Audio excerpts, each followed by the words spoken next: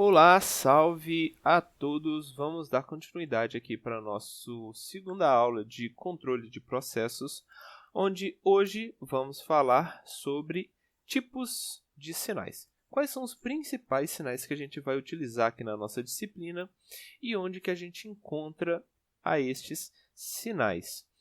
Bom, só para relembrar aí da aula passada, né, onde eu falei sobre a classificação dos sinais, e aí tinha sinais discretos, tinham sinais contínuos, tinha sinais pares, ímpares e assim por diante. Bem, hoje vamos falar sobre os principais sinais, começando pelo sinal de impulso. O impulso, ele seria como uma força muito grande, muito ampla, com uma amplitude muito elevada, só que ela existe em um único momento. Esse momento é infinitesimalmente pequeno. Como assim? Seria como se você chutasse a quina da parede com o seu dedinho. Você vai sentir uma dor muito grande em um momento muito curto. Essa seria mais ou menos a ideia de um impulso. Bem, aqui eu estou representando o impulso no tempo contínuo. Ele é representado com essa seta daqui para cima. Por que dessa seta? Bem, a gente tem uma outra característica desse impulso, que seria a área debaixo desse impulso, ela tem que ser igual a 1. Bom, como que isso acontece? Bom, suponhamos que a gente desenha um gráfico aqui, qualquer, e a área debaixo dele, a integral dessa área, ela é igual a 1. E o que a gente faz? A gente espreme os lados dessa nossa função, de modo que, como se fosse uma gelatina, a gente vai espremendo o lado e ela vai começar a subir. A gente espreme mais, ela sobe mais, até que a gente exprima ela, de modo que ela exista somente em um único instante. A gente vai apertar ela o máximo possível e a altura dela tende a infinito. Essa seria a ideia também da setinha que a gente desenha no tempo contínuo. Bem, o nome que a gente dá para essa nossa função de impulso é delta de Dirac. Isso quando nós estivermos no tempo contínuo. Já no tempo discreto, ela é um pouco mais fácil de ser observada. Porque no tempo discreto eu vou falar que quando o n for igual a um valor, por exemplo, 0 em um valor único, existirá esse nosso sinal de impulso. Ele vai ter um valor aqui, por exemplo, 1. Agora, quando eu não estiver nesse instante, ou seja, n diferente de 0, esse meu sinal não vai existir. Ele vai ser igual a 0. Esse delta de n no sinal no tempo discreto é dado o nome de delta de Kronecker, ok? E aqui de baixo a representação do delta no tempo contínuo, onde a integral, a área debaixo dele, deve ser sempre 1. Bom, esse daqui é o impulso. Só que a partir do impulso, a gente pode, por exemplo, calcular o degrau. Como a gente calcula? Bem, a integral do nosso impulso vai representar esse nosso degrau. Bom, como é que é isso na prática? Não vai existir nenhum sinal, aqui ele é igual a 0, e em um determinado momento a gente recebe um valor e esse valor vai se manter constante à medida que o tempo vai passando. Isso no tempo contínuo ou no tempo discreto, como é mostrado aqui. O valor ele é 0 e em um determinado momento esse sinal ele recebe um valor e ele é constante, sempre igual a 1. E isso daqui ele tende a infinito, tanto no contínuo quanto no tempo discreto. Bom, onde que a gente consegue ver esses sinais, por exemplo? Vamos supor que a gente pega um dispositivo que estava sem energia e a gente coloca ele na tomada, ou seja, ele estava desligado, de repente ele vai ser energizado e vai manter aquele nível de informação. Ou, por exemplo, uma pilha que a gente encaixa em algum brinquedo. É a mesma lógica. Não tinha energia, quando a gente encaixou aquela pilha ou apertou o botão de liga, ele manteve aquele sinal infinitamente. Então, a gente tem a noção de que o sinal, o valor da entrada, nunca iria diminuir. Bom, da mesma forma que o degrau seria a integral de um impulso, a gente poderia integrar também o degrau. Integrando o degrau, a gente teria o nosso sinal de rampa, que seria esse valor sempre crescente com uma constante de crescimento sempre constante.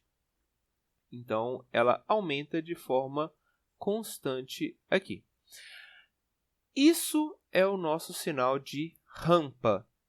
Da rampa, se a gente integra a rampa, a gente teria um sinal t elevado ao quadrado, que seria isso daqui, uma parábola. Ou seja, a inclinação dela iria aumentar à medida que o tempo passa. Bem, da parábola a gente poderia também integrar a parábola e assim sucessivamente. Mas vamos parar na parábola porque esses 4 sinais são um dos sinais mais importantes para a nossa disciplina. Então, aqui a gente tem o delta de Dirac, a gente tem o delta de Dirac aqui, que é o nosso impulso. A gente tem o degrau, que é denominado U. A gente tem a rampa, que é o t de U. E aqui a gente tem a nossa parábola t ao quadrado. Bem, só que a gente também, um outro sinal muito importante seria a exponencial. Bom, a exponencial não é tão diferente como a gente calcula ela na matemática, no tempo contínuo. Vamos lá começar a ver. Bem, a exponencial a gente diz que é um f de t, onde o t, esse f de t vai ser uma função, um valor a, que vai ser um ganho, vezes a exponencial de azinho vezes t, onde o t é o tempo. Bom, e a gente sabe que se esse azinho for menor do que zero, essa nossa exponencial será com o perfil decrescente, ou seja, à medida que o tempo vai passando, ela vai diminuindo de valor. Se o nosso a é igual a zero, esse valor vai ser sempre constante. E se o azinho for maior do que zero, a gente vai ter uma exponencial crescente, como é mostrada aqui. Isso no tempo contínuo. No tempo discreto, a gente vai seguir a seguinte regra. f de n, no tempo discreto, vai ser igual a elevado a n. De modo que, se esse meu a está entre 0 e 1, a gente vai ter esse perfil decrescente, assim como a gente tinha no tempo contínuo. Se o a for exatamente igual a 1, ele vai ser constante aqui, sempre com o mesmo valor. E se o a for maior do que 1, a gente vai ter essa exponencial crescente. Bem, só que aqui a gente tem outras 3 possibilidades para esse nosso sinal no tempo discreto. Sendo elas, se o meu valor de a for entre menos 1 e 0, e aí a gente vai ter esse sinal que vai oscilar de modo a cada vez mais, à medida que o tempo for passando, ele diminui a sua amplitude.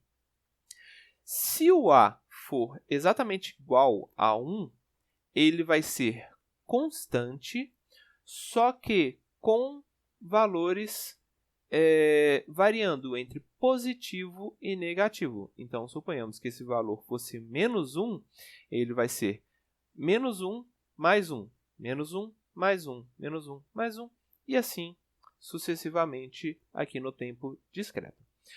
Por fim, se o A for menor do que menos 1, ele vai oscilar novamente de modo a aumentar a amplitude à medida que o tempo for passando.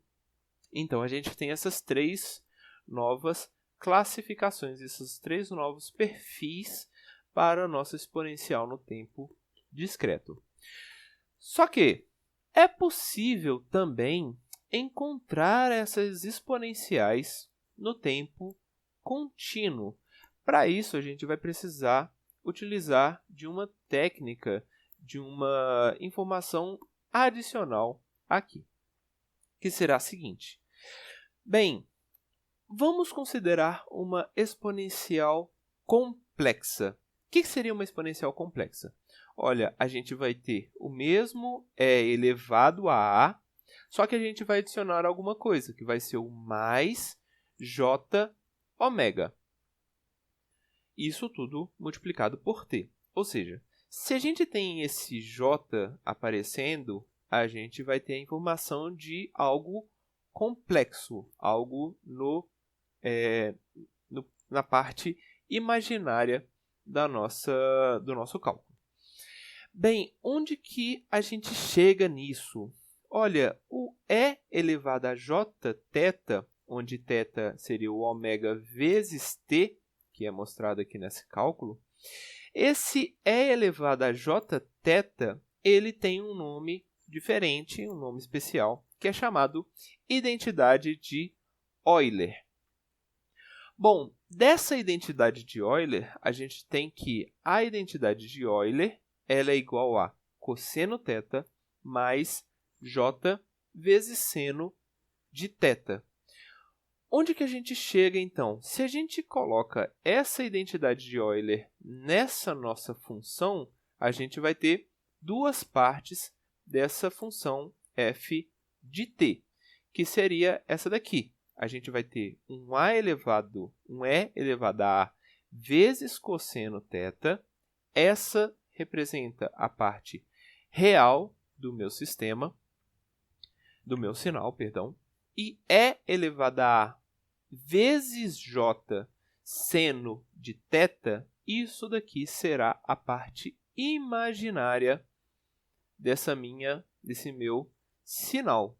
Ou seja, com a unificação desses valores, dessa parte imaginária nesse meu sinal, será então possível a gente encontrar essas exponenciais, chamadas exponenciais complexas, amortecidas, como essa que está sendo mostrada aqui. Então, isso seria uma senoide exponencialmente amortecida, porque ela vai diminuindo de forma exponencial. Bem, onde que a gente consegue ver esses sinais exponencialmente variáveis ou exponencialmente amortecidos? Então, eu vou passar aqui para as aplicações. Onde que a gente vê isso? Bom, primeiro, vamos considerar um recipiente com líquido totalmente parado. Pode ser um lago, um copo com água, por exemplo, e esse líquido está parado. E aí o que a gente faz? A gente deixa uma gota caindo nesse líquido. Perceba que essa gota caindo vai gerar uma perturbação por todo esse nosso líquido. O que significa isso? Essa gota seria como se fosse um impulso que esse líquido vai receber, ou vários impulsos, como é mostrado aqui nessa nossa animação. Bem, e o que esse impulso gera? Olha, a gota cai e ondas aparecem aqui nesse nosso líquido. Ou seja, o impulso nesse nosso líquido que estava até então parado gera uma perturbação. E essa perturbação tem como resultado ondas que são senoides, como a gente pode perceber, as ondas criam senoides, e essas senoides elas vão sumindo ao longo do tempo. Ou seja, a gente vai ter aqui uma senoide exponencialmente amortecida. Bom, esse daqui seria o primeiro exemplo. Um outro exemplo muito comum da gente encontrar seria o pêndulo. O que é o pêndulo? Seria qualquer objeto com uma corda esticada e uma bolinha, uma massa, uma fonte de massa, um peso, no final dessa nossa corda. E aí ele oscila normalmente. O que acontece? Se eu dou um empurrão nessa nossa bolinha, nessa nossa massa, esse empurrão poderia ser um degrau, poderia ser um impulso, poderia ser qualquer informação. Sendo um impulso, se esse pêndulo nosso fosse real, ele iria oscilar, oscilar, oscilar, e aí em um determinado momento ele pararia, ou seja, ele oscila de forma exponencialmente amortecida. Por quê? Ele oscila, oscila e com o passar do tempo ele para. Isso é uma senoide exponencialmente amortecida. Bom, é isso.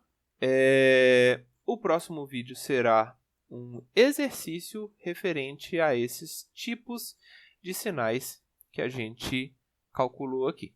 Então, até a próxima e fiquem bem e estudem.